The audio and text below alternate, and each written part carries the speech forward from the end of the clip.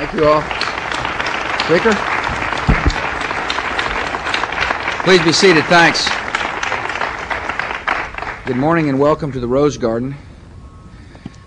On September the 11th, 2001, America saw the destruction and grief terrorists could inflict with commercial airlines turned into weapons of mass murder. Those attacks revealed the depth of our enemy's determination, but not the extent of their ambitions. We know that the terrorists seek an even deadlier technology.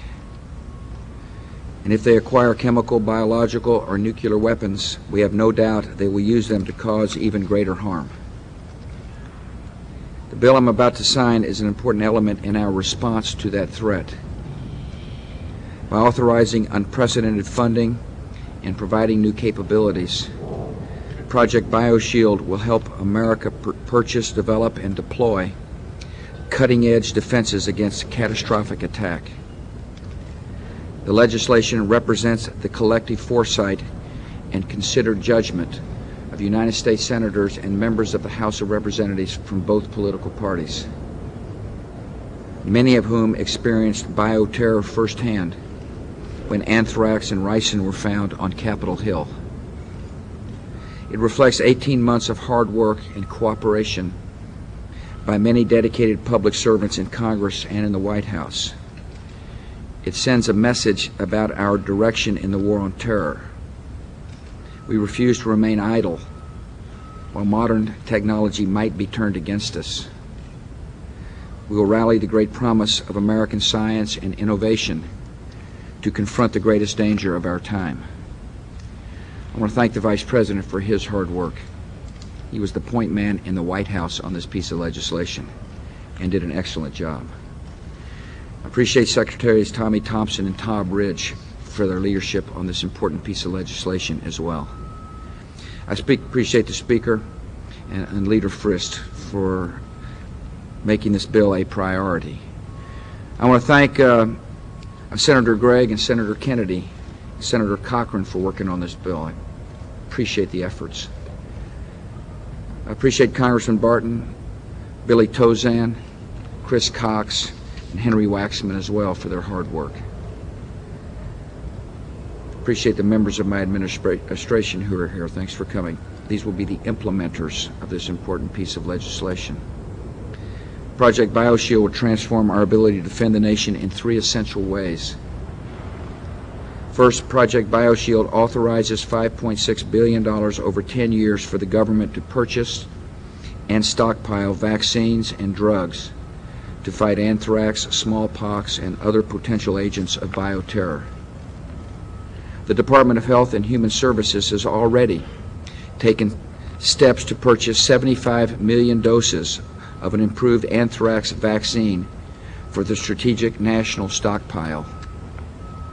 Under Project BioShield, HHS is moving forward with plans to acquire a safer second-generation smallpox vaccine, an antidote to botulinum toxin, and better treatments for exposure to chemical and radiological weapons. Private industry plays a vital role in our biodefense efforts by taking risks to bring new treatments to the market, and we appreciate those efforts. By acting as a willing buyer for the best new medical technologies, the government ensures that our drug stockpile remains safe, effective, and advanced. The federal government and our medical professionals are working together to meet the threat of bioterrorism. We're making the American people more secure in doing so.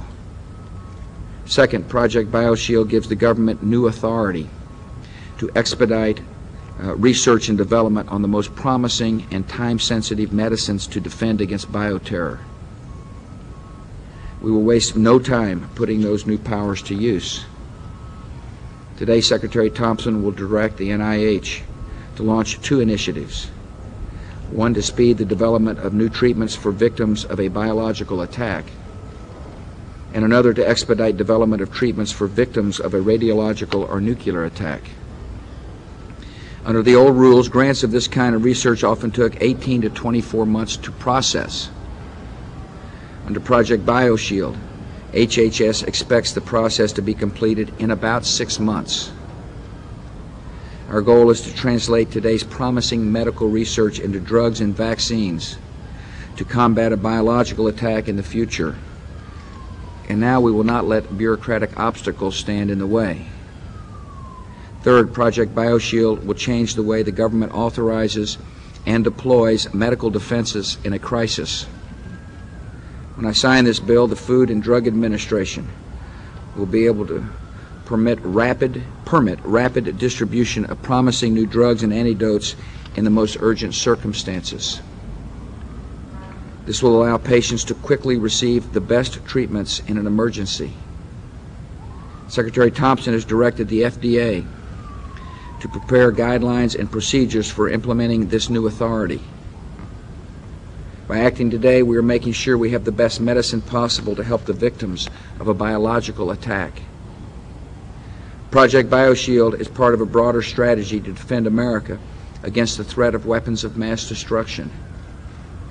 Since September the 11th, we've increased funding for the Strategic National Stockpile by a factor of 5, increased funding for biodefense research at NIH by a factor of 30, secured enough smallpox vaccine for every American, worked with cities on plans to deliver antibiotics and chemical antidotes in an emergency, improved the safety of our food supply, and deployed advanced environmental detectors under the BioWatch program to provide the earliest possible warning of a biological attack. The threat of bioterrorism has brought new challenges to our government, to our first responders, and to our medical personnel. We are grateful for their service. Not long ago, few of these men and women could have imagined duties like monitoring the air for anthrax or delivering antibiotics on a massive scale. Yet this is the world as we find it. The nation refuses to let our guard down. Tomorrow, the 9/11 Commission will issue its findings and recommendations to help prevent future terrorist attacks. I look forward to receiving the report. I will continue to work with the Congress and state and local governments to build on the Homeland Security improvements we have already made. Every American can be certain that their government will continue doing everything in our power to prevent a terrorist attack. And if the terrorists do strike, we will be better prepared to defend our people because of the good law I signed today. It's my honor to invite the members of the Congress to join me as I sign the Project BioShield Act of 2004. Thanks for coming. Come on up.